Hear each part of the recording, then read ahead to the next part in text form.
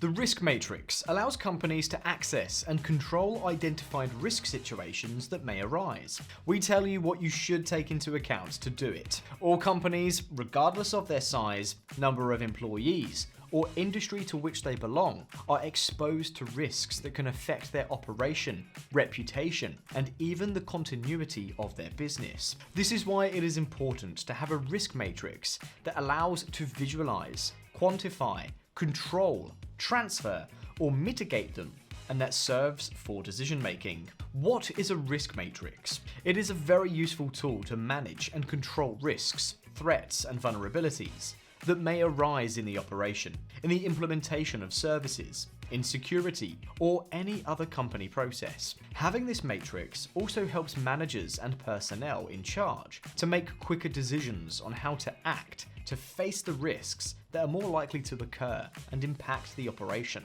How do you make a risk matrix? Before making a risk matrix, you must define a framework or methodology for risk management. For example, the ISO 31000 standard or the COSO framework. Once you have defined this and identified your company's risks, keep in mind the following steps to make and implement your risk matrix. 1. Prioritize the identified risks. In the company's different processes, consider the scope and context. Some of the risks you may have identified, for example, are natural disasters such as earthquakes, floods, fires, interruption in the supply of raw materials, data leakage or interruption of technological infrastructure, damage to critical operational equipment, failure in the supply of public services, non-compliance with the legal framework, computer crimes, cyber attacks, fines and sanctions, increased criminal activity in operation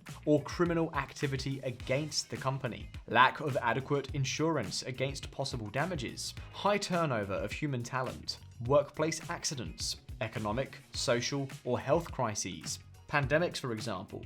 Remember that the risks you identify and prioritize must be related to your industry, your environment, and your processes. 2. Evaluate the frequency or probability of each risk's occurrence and its impact or consequences, or the consequences they will have. To do so, consider these classifications. Frequency: unlikely, possible, occasional, probable, frequent. Impact: negligible, minor, moderate, major, catastrophic. Let's take an example. A company dedicated to the manufacture and marketing of chairs, desks, and tables for offices and social spaces identifies among its main risks the damage to one or more of its equipment for cutting wood and other materials. This risk is classified as probable in frequency, 4, and catastrophic in impact, 5. Because if the damage materializes, which can occur due to excessive use of the equipment, incorrect handling, a sudden power outage, or any other cause, the personnel working with the equipment will stop working with it until there is a solution. This will generate delays in the whole process of manufacturing and assembling the furniture. In addition, if the damage is not fixed in the shortest possible time, it will impact the delivery and marketing of the products. As with this risk, which is inherent, it has a frequency and an impact. This same company may have other risks: labor accidents, failures in the supply of public services, attacks to its computer systems, etc.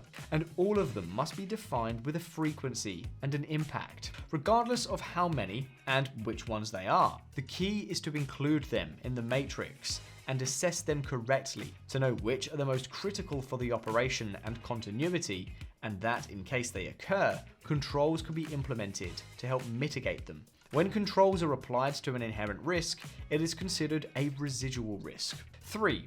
Graphically represent all the risks that you have previously assessed. The best way to do it is on a map, like the following one, using the colors green, yellow, orange, and red. This will facilitate visualization and help you clearly identify the most critical risks for your company. This way, you will be able to manage them in a clear way and carry out actions to prevent or mitigate them.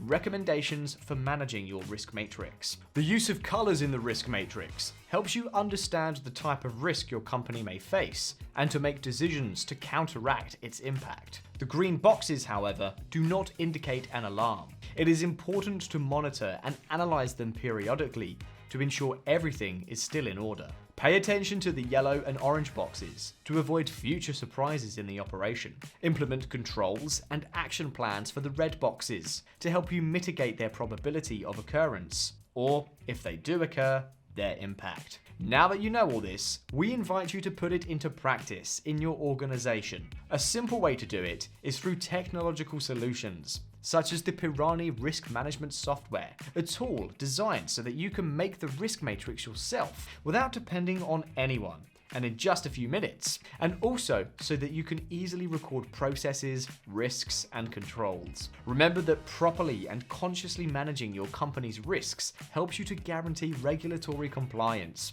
and ensure the continuity and sustainability of your business. Did you find this content useful for creating a risk matrix? Leave us your comments. And if you like this video, don't forget to give us a like.